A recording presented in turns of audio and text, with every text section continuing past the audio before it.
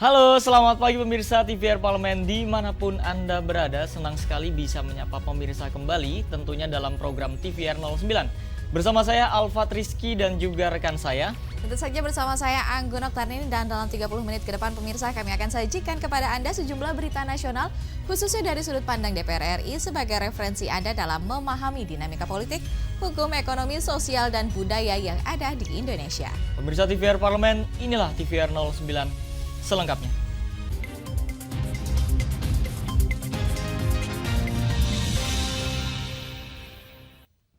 Pemirsa, kita awali TVR 09 pagi ini dengan berita dari Pusat Perancangan Undang-Undang DPR RI bidang politik, hukum, dan hak asasi. Merintis rancangan Undang-Undang Satu Data Indonesia sebagai upaya untuk menyusun pondasi kebijakan yang lebih akurat dan bertanggung jawab. Dalam upaya menyusun pondasi kebijakan yang lebih akurat dan bertanggung jawab, Pusat Perancangan Undang-Undang DPR RI bidang politik, hukum, dan hak asasi manusia merintis rancangan Undang-Undang Satu Data Indonesia. Ketua BWRT DPR RI Agung Budi Santoso mendorong perlunya integrasi untuk mencegah keputusan yang kurang tepat, serta menciptakan landasan bagi pembahasan mendalam mengenai regulasi, sanksi hukum, dan kesepakatan pengelolaan data yang efisien. Ia juga memandang perlu adanya suatu aturan yang mengatur pengelolaan data secara terpadu. Harus ada satu data, sehingga semua keputusan itu, kebijakan yang dibuat oleh pemerintah akan tepat dan dapat dipertanggungjawabkan. Jadi tidak masing-masing punya egosentris yang ini dataku gitu ya, sehingga membuat di dalam mengambil keputusan tentunya tidak akan tepat karena datanya tersebar. Sementara itu, Dekan Fakultas Ekonomi dan Bisnis Telkom University, Ratri Wahyunintias menekankan pentingnya satu data sebagai dasar pengambilan kebijakan di tingkat pusat maupun daerah. Kalau kita sampaikan bahwa ini hal yang urgent, bukan lagi sebagai suatu wacana atau ide, tapi satu hal yang memang harus segera diambil keputusan bagaimana mengatur membuat satu sistem bahwa setiap institusi di Indonesia khususnya itu mengacu dan menggunakan data yang sama untuk pengambilan keputusan. Bari Ramadana, TVR Parlemen, melaporkan. Pemirsa, kita beralih ke informasi dan juga berita pimpinan DPR RI yang menyampaikan perkembangan rencana pembentukan Panitia Kerja atau Panja Netralitas Polri pada pemilihan umum 2024. Diserahkan sepenuhnya ke Komisi 3 DPR RI selaku mitra dari kepolisian. Pimpinan DPR RI angkat bicara terkait perkembangan rencana pembentukan Panitia Kerja atau Panja Netralitas Polri pada pemilihan umum 2024. Wakil Ketua DPR RI Sufmi Dasko Ahmad menyatakan, pembentukan Panja Netralitas Polri diserahkan sepenuhnya ke Komisi 3 DPR RI selaku mitra dari kepolisian. Ditemui di Gedung Nusantara 2 Senayan, Jakarta baru-baru ini, Dasko mengatakan pembentukan Panitia Kerja terkait netralitas Polri dalam pemilu 2024 masih dalam tahap pembahasan di Komisi 3 DPR. Untuk perkembangan lebih lanjut, dirinya akan menunggu hasil rapat Komisi 3 dan Polri guna membahas persiapan-persiapan yang dianggap perlu untuk pembentukan panja tersebut. Dalam rapat itu diserahkan kepada rapat internal Komisi 3. Nah, oleh karena itu nanti kita tunggu jadwal rapat berikut dari Komisi 3 untuk pelaksanaan persiapan-persiapan yang dianggap perlu untuk pembentukan panja tersebut. Ya, ini kemarin kawan-kawan masih juga akan merumuskan tugas-tugas panja. Nah, sehingga saya belum bisa berkomentar lebih banyak karena tugas-tugas panja apabila jadi itu akan ditentukan dalam rapat internal Komisi 3. Sebelumnya, Ketua Komisi 3 DPR Bambang Wuryanto menyampaikan wacana pembentukan Panja Netralitas Polri untuk pemilu 2024 dalam rapat bersama Kabahar Kampolri beberapa waktu lalu. Wacana ini pun mendapat banyak tanggapan dari berbagai kalangan. Ada yang pro, namun ada juga sebagian pihak yang mempertanyakan. Zikri dan Denus, TVR Parlemen, melaporkan. Baik pemirsa, sesaat lagi kami akan menayangkan berita dari Badan Legislasi DPR RI yang menyepakati rancangan Undang-Undang Pengawasan Obat dan Makanan atau RUU POM menjadi usul inisiatif DPR RI guna memperkuat pengawasan peredaran obat dan juga makanan. Informasi selengkapnya akan kami hadirkan usai jeda berikut ini. Tetaplah bersama kami di TVR 09.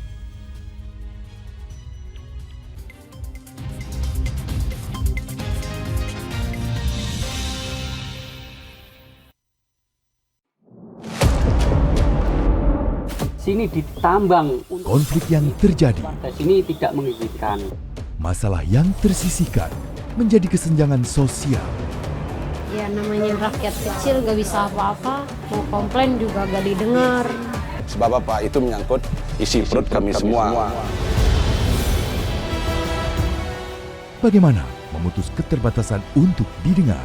Jadi kalau misalnya masyarakat sudah merasa tidak lagi ada yang memperjuangkan aspirasinya, maka masyarakat memang sangat berhak untuk meminta dewan yang mewakili mereka di parlemen.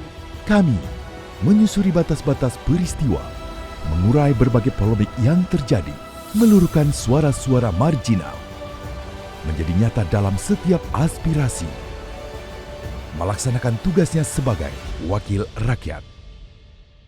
Saksikan Aksi Dewan setiap hari Senin dan Rabu pukul 10.30 waktu Indonesia Barat hanya di TVR Parlemen.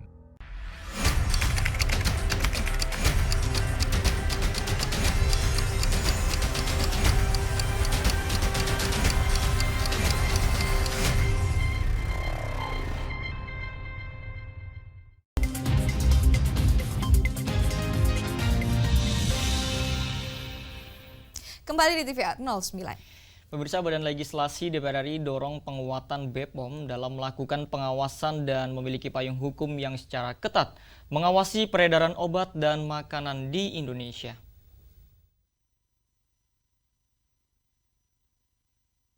Guna memperkuat pengawasan peredaran obat dan makanan, Badan Legislasi DPR RI menyepakati rancangan Undang-Undang Pengawasan Obat dan Makanan atau RUU POM menjadi usul inisiatif DPR RI.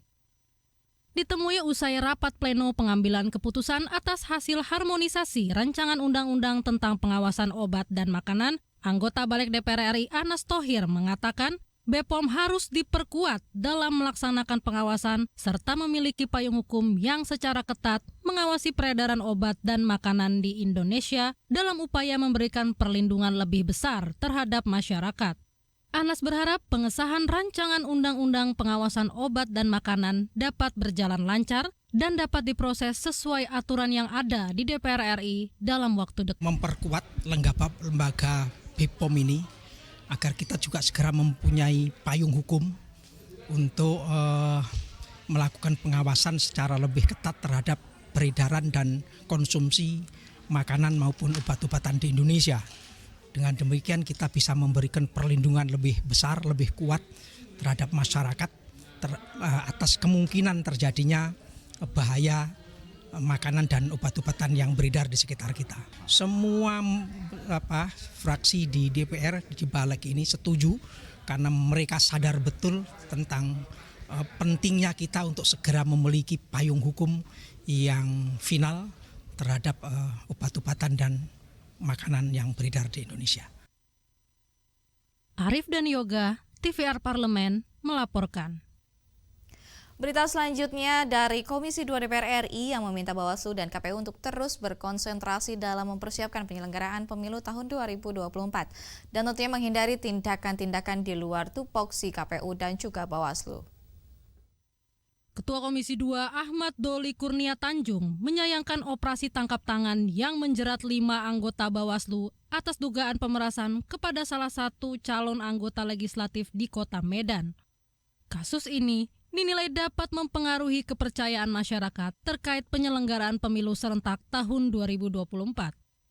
Doli meminta Bawaslu dan KPU untuk terus berkonsentrasi dalam mempersiapkan penyelenggaraan pemilu 2024 dan menghindari tindakan-tindakan di luar tupoksi KPU dan Bawaslu. Tindakan tegas harus diambil jika ada anggota yang melakukan pelanggaran, karena dikhawatirkan akan berdampak pada melemahnya kepercayaan masyarakat atas penyelenggaraan pemilu serentak. Di Kota Medan itu.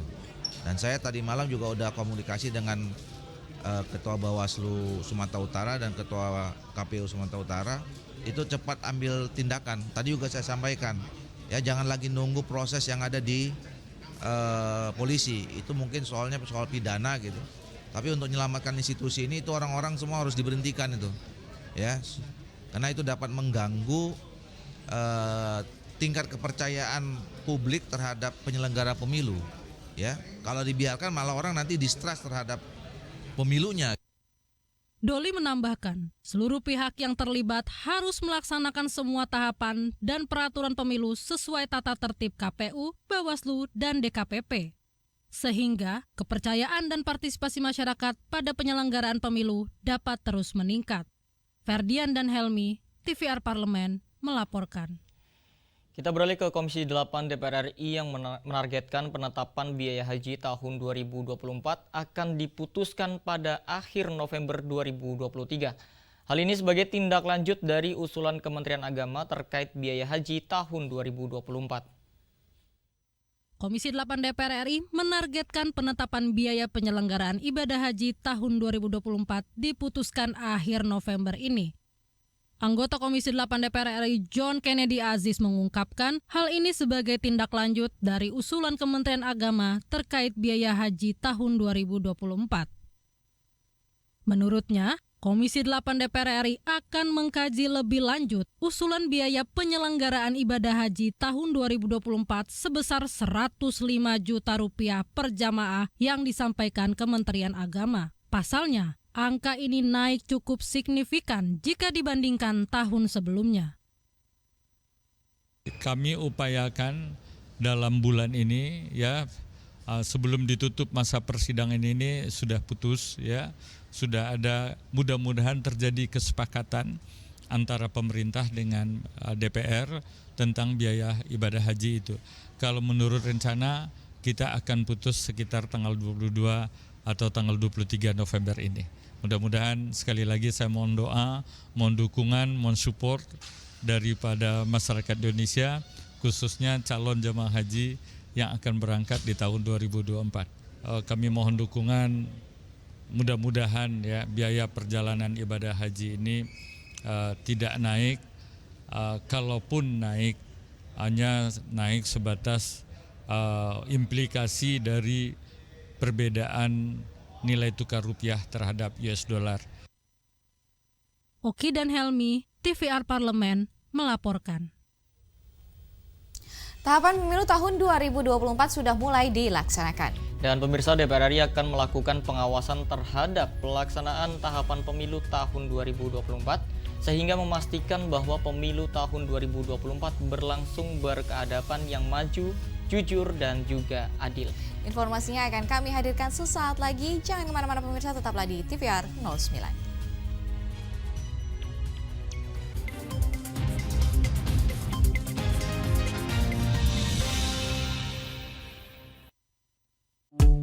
DPR RI memiliki fungsi diplomasi dalam menjalankan politik luar negeri sesuai dengan pasal 116 Undang-Undang MD 3. Kontribusi aktif BKSAP DPR RI memainkan peranan penting dalam memenangkan persaingan global melalui IPU, IPA, IPPF, AIPA, dan PUIK.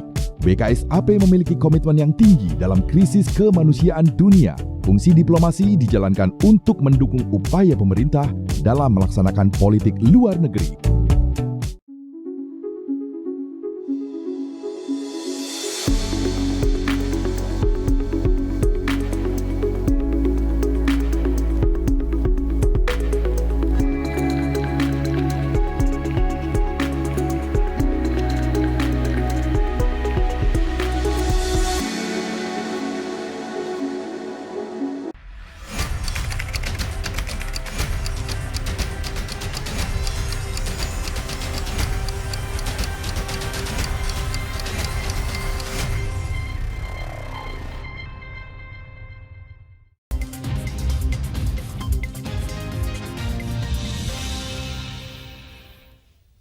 Kembali bersama kami di TVR 09. Pemirsa, pemilihan umum 2024 bukan hanya mengenai pergantian kepemimpinan nasional dan juga anggota legislatif, tetapi juga momentum untuk menjadikan kehidupan dan masa depan bangsa yang lebih baik.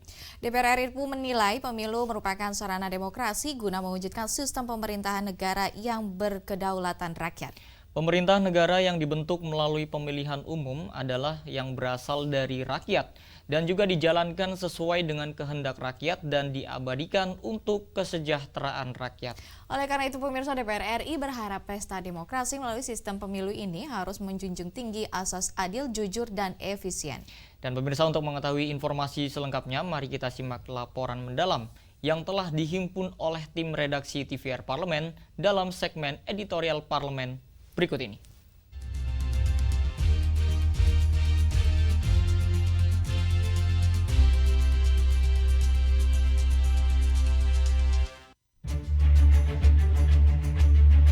Pada 14 Februari 2024, Indonesia untuk pertama kalinya menggelar pemilihan umum untuk anggota legislatif serta presiden dan wakil presiden secara serentak.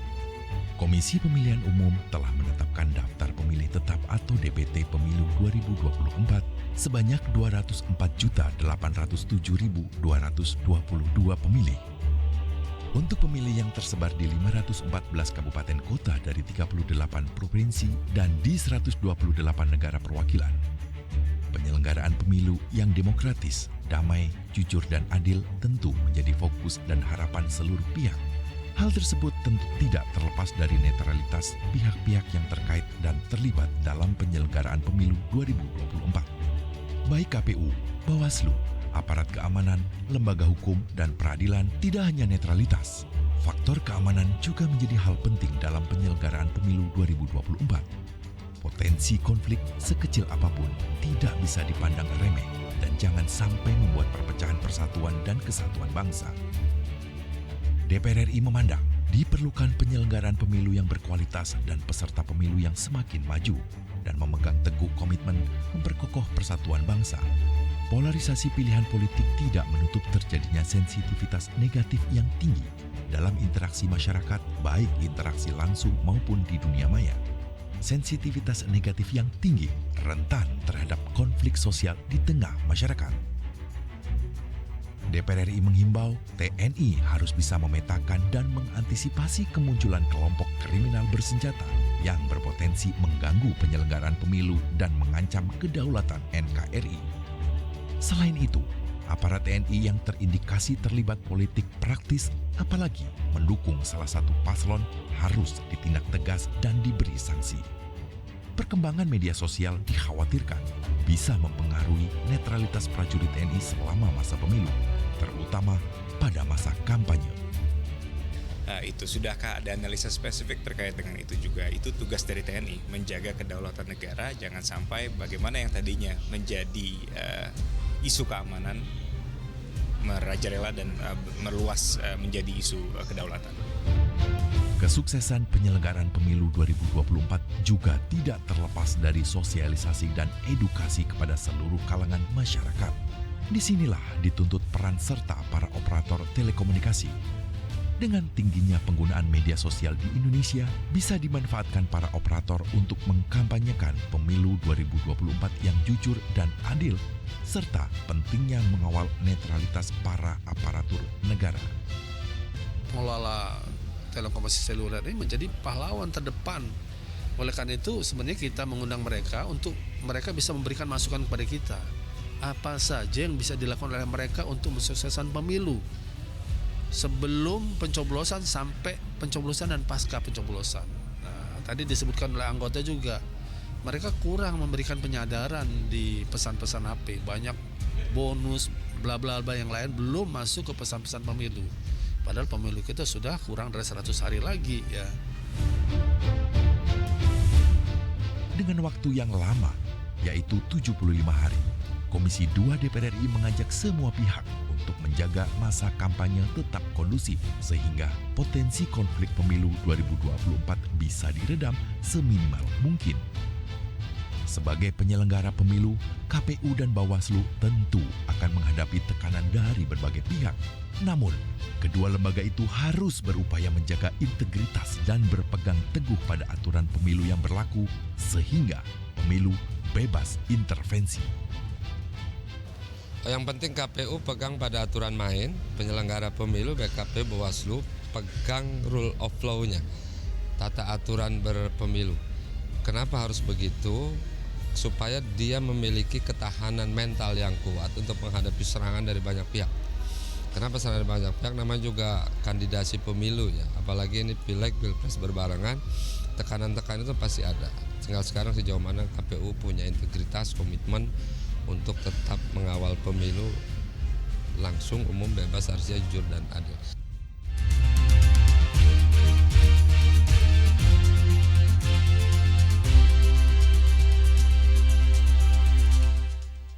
Ya, Anggun dan juga pemirsa, sebentar lagi kan liburan akhir tahun nih. Tentu dari sekarang itu sudah banyak masyarakat yang sudah merancang ya akan liburan kemana. Dan jika pemirsa nih ingin menikmati masa liburan namun hanya memiliki waktu yang singkat di akhir tahun, tentunya kini tidak menjadi masalah. Dan Kuala Lumpur menjadi salah satu rekomendasi yang bisa pemirsa kunjungi.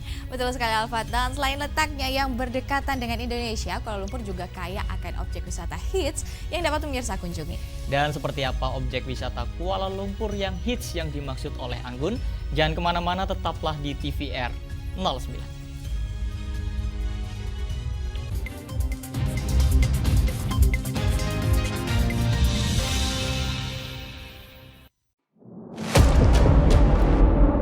Sini ditambang. Konflik yang terjadi, Warga sini tidak mengizinkan. masalah yang tersisihkan menjadi kesenjangan sosial. Ya namanya rakyat kecil gak bisa apa-apa, mau komplain juga gak didengar. Sebab apa? Itu menyangkut isi perut kami semua. Bagaimana memutus keterbatasan untuk didengar? Jadi kalau misalnya masyarakat sudah merasa tidak lagi ada yang memperjuangkan aspirasinya, maka masyarakat memang sangat berhak untuk meminta dewan yang mewakili mereka di parlemen. Kami menyusuri batas-batas peristiwa, mengurai berbagai polemik yang terjadi, meluruhkan suara-suara marginal, menjadi nyata dalam setiap aspirasi, melaksanakan tugasnya sebagai wakil rakyat. Saksikan Aksi Dewan setiap hari Senin dan Rabu pukul 10.30 waktu Indonesia Barat, hanya di TVR Parlemen.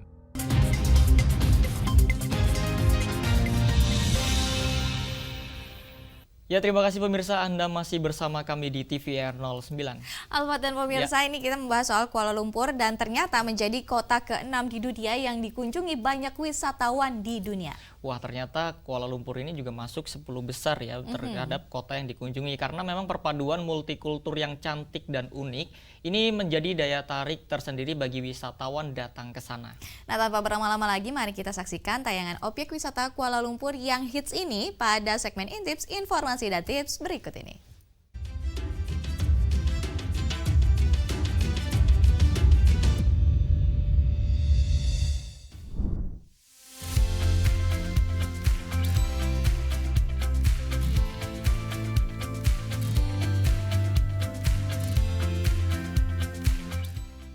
Terletak tidak jauh dari Indonesia, menjadikan Kuala Lumpur sebagai tempat yang tepat untuk berwisata ke luar negeri dalam waktu singkat sebelum kembali ke aktivitas harian.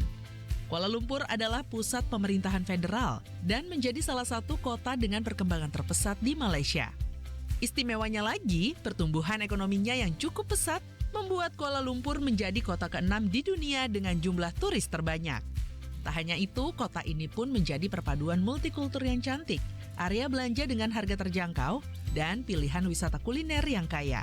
Banyak sekali objek wisata menarik yang rasanya tidak ada habis-habisnya untuk dikunjungi. Apa saja destinasi wisata Kuala Lumpur yang unik tersebut? Yuk kita bahas satu persatu. Menara Kembar Petronas. Menara Kembar Petronas atau Menara Kembar KLCC merupakan gedung pencakar langit setinggi 88 lantai yang menjadi landmark dari Kuala Lumpur. Petronas juga pernah tercatat sebagai salah satu menara tertinggi di dunia pada tahun 1998 hingga tahun 2004. Belum lengkap rasanya ke Kuala Lumpur jika pemirsa belum mengunjungi ikon Malaysia yang sangat populer ini. Di sekitar menara terdapat mal dan taman dengan fasilitas menarik seperti jogging track, air mancur, dan kolam kecil untuk anak-anak. Pemirsa dapat mengunjungi Menara Kembar Petronas dari luar secara gratis atau dapat membayar dan masuk ke dalamnya untuk melakukan tur ke jembatan layang dan dek observasi. Central Market. Surganya si shopaholic, Central Market adalah salah satu destinasi Kuala Lumpur yang terkenal. Berdiri sejak 1928, pasar ini memiliki suasana yang menyenangkan. Banyak pedagang yang menjual karya seni dan souvenir khas Malaysia menjadikan Central Market disebut sebagai pasar seni. Tidak hanya menjual busana tradisional, makanan khas Malaysia serta kerajinan tangan di Central Market ini juga terdapat beberapa galeri seni, tempat di mana para seniman pemula menampilkan karya seni mereka. Untuk menuju ke sini, pemirsa bisa menggunakan LRT, turun di stasiun pasar seni, atau dengan transportasi lain seperti bus, kereta, dan MRT. Demikian beberapa destinasi wisata di Kuala Lumpur yang tentunya sangat menarik dan hits untuk dikunjungi. Bagaimana pemirsa, sudah siap menjelajahi negeri jiran ini? Sampai jumpa lagi di program Intips berikutnya.